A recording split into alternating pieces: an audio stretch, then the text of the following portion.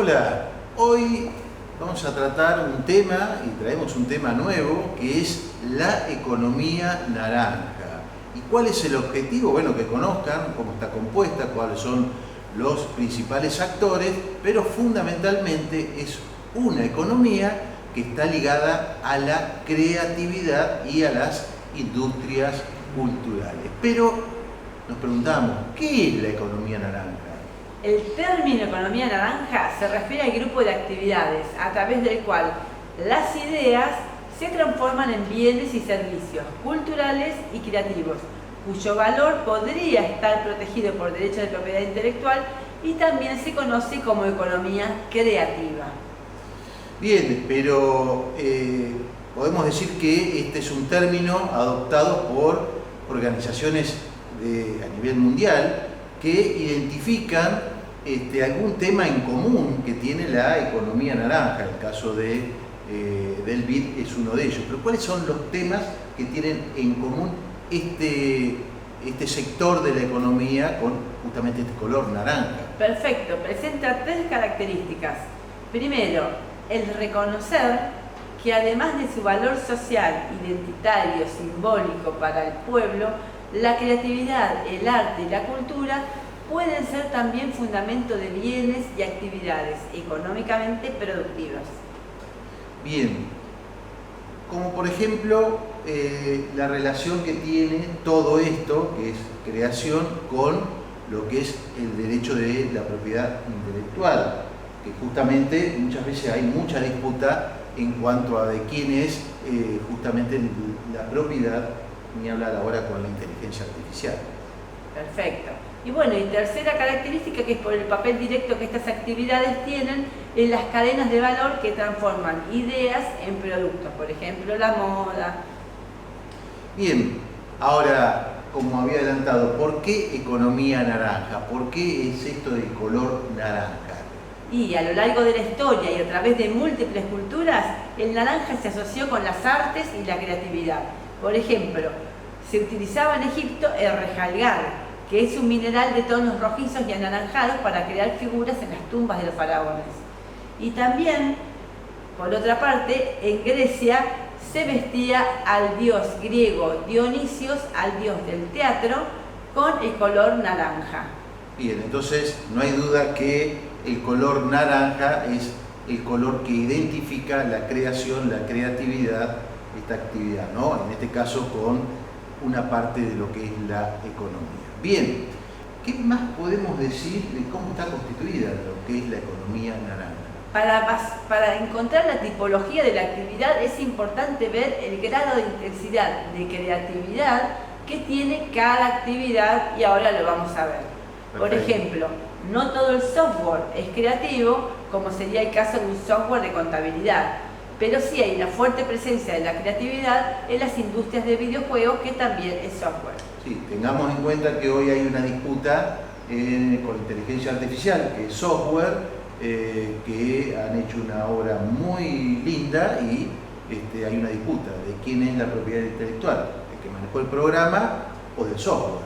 Entonces, ahora sí tiene mucha preponderancia. Bueno, pero la industria automotriz, aunque pareciera mentira, también está relacionada con la economía naranja. ¿Por qué? Exactamente. Hay otras actividades que son más tradicionales, como la industria automotriz o el mercado, la venta de productos, que tienen mucha creatividad en su industria.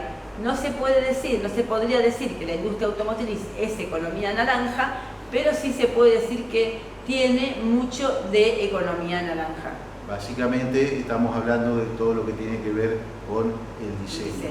Y si pudiéramos establecer áreas que comprenden la economía naranja, ¿cuál podríamos llegar a identificar? Incluye áreas muy variadas que van desde las más tradicionales, que se asocian con la cultura, como cuáles, como los museos, la arquitectura patrimonial, las artes, los festivales, el diseño, el cine, la música o los videojuegos.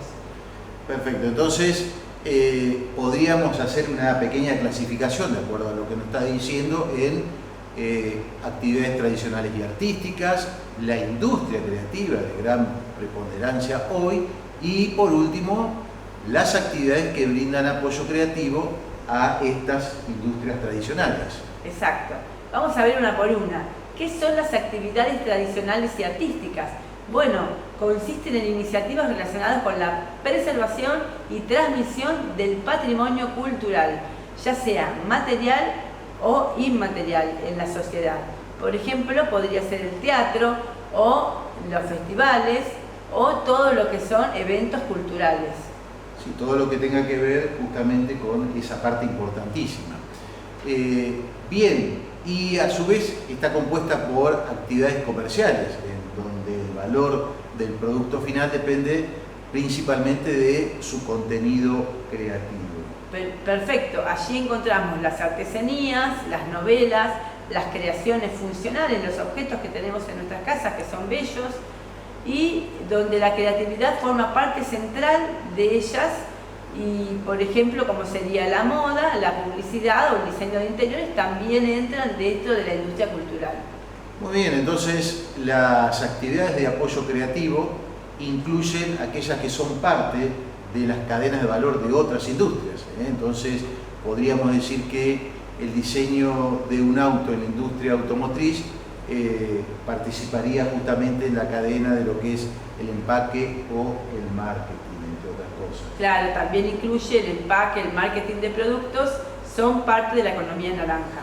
Bien, pero ¿dónde se desarrolla, dónde preponderantemente se puede desarrollar mejor la economía naranja? Decimos que el máximo potencial lo puede obtener cuando existe un ecosistema, donde hay interrelación de todos, absolutamente todos los actores, aquellos que vienen del arte, de la cultura, pero también la iniciativa privada y el Estado, como impulsor de este sector muy creciente. Vamos a ver un ejemplo que les vamos a dejar, donde claramente esa mayor industria en el mundo de economía naranja tuvo como actor principal al Estado en Canadá. Bien. ¿Cuál es el rol de los artistas en la economía naranja y del arte?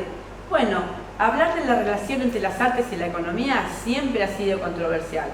Por un lado, el sector artístico no ha sido muy asiduo en analizar su mundo económico.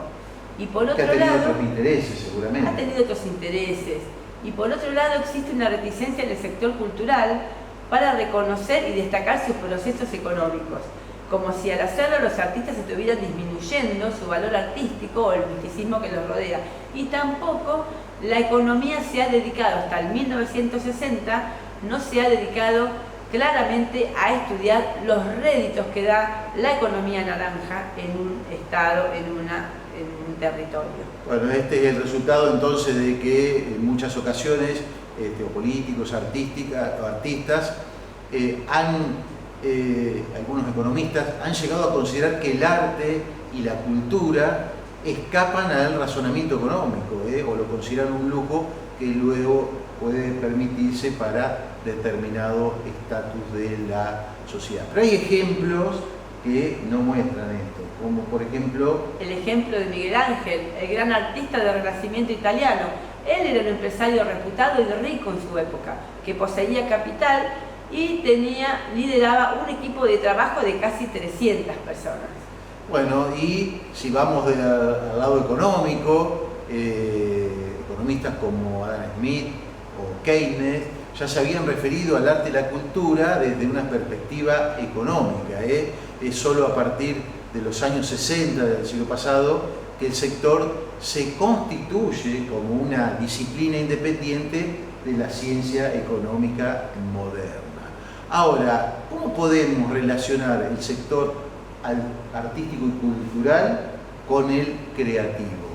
Bueno, en las últimas décadas ha habido una gran extensión para incorporar no solo los bienes artísticos y culturales, sino también los creativos en la investigación económica. La conexión entre la creatividad, las nuevas tecnologías, estos mercados laborales más flexibles y estructuras de producción digital masivas, flexibles y ágiles crearon un nuevo panorama en el que la creatividad se ha convertido en una nueva área de actividad económica. es decir, la industria creativa. Sí, podríamos decir entonces que tenemos en el centro las industrias creativas y una serie de componentes que forman parte de esa cadena. Por ejemplo, ¿qué podríamos llegar a identificar? Bueno, podríamos identificar lo que es patrimonio cultural, lo que es conocimiento tradicional, como festivales, artesanos. ¿Qué más podríamos? Artes escénicas, audiovisuales, arquitectura, publicidad, servicios y cultura, contenidos digitales, software, diseño de interiores, diseño gráfico. Bien, y por último podríamos decir artes visuales, esto es la pintura, la escultura, la fotografía y antigüedades. Entonces podríamos decir que las ideas creativas se originan en el núcleo de las artes en forma de sonido, textos e imagen, donde se concentran las industrias con un contenido cultural relativamente alto en comparación con el económico, ¿sí? Entonces, de esta manera estamos describiendo este modelo. Bueno, también podríamos observar cómo el sector artístico y cultural se relaciona con el creativo, ¿a través de qué? Por ejemplo, los productos artísticos pueden ser generados por actividades artísticas tradicionales en el núcleo y fluyen hacia las capas externas en forma de contenido que los actores pueden desarrollar para hacer y apoyar otros productos. ¿Cuál es el ejemplo? Una partitura desarrollada por un compositor clásico puede ser tocada por una orquesta en un gran teatro, luego transmitida a través de una plataforma digital y utilizada como un jingle para un programa de televisión, por ejemplo, generando ingresos al autor y a los músicos en forma de derechos y de licencias. Muy bien. Bueno, ahí está claramente cómo esto se concatena todo, ¿no? Bueno, entonces, a través de los años, las artes y la cultura han demostrado ser áreas en las que es necesario invertir, eso es muy importante. No solo por su impacto en la economía, sino, decimos que también por un profundo poder de transformación social. De esta manera, es importante que los apoyos del sector público incorporen las particularidades del arte y la cultura, brinden confianza en ellas o promuevan la incubación de proyectos, colocándolas en el centro de una estrategia estatal de desarrollo sostenible. Bien, de esta manera entonces hemos traído el tema de economía naranja. Recomendamos terminar la actividad mirando el video de El Cirque du Soleil, donde es el claro ejemplo de una industria cultural que tiene que ver con la economía naranja. Muchísimas gracias.